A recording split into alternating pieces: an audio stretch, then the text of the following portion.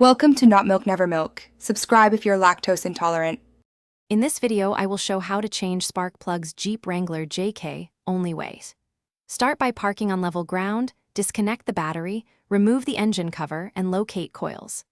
Use a 5/8 spark plug socket with extension to remove old plugs, inspect gaps, and hand thread new plugs before torquing. Reinstall coils and cover, reconnect the battery, then start the engine and check for a smooth idle and no misfires. Before you start, gather a 5/8 socket, extension, ratchet, torque wrench, replacement plugs, and safety glasses. Wear gloves and keep a small tray for bolts and fasteners so nothing gets lost. Label coils if needed to preserve firing order and work one cylinder at a time to avoid mistakes. Double-check plug gaps and torque to spec, then clear tools and enjoy a smoother running engine when you finish. Quick recommendation: the Kindle Paperwhite makes reading shop manuals and repair guides easy while you wait for parts.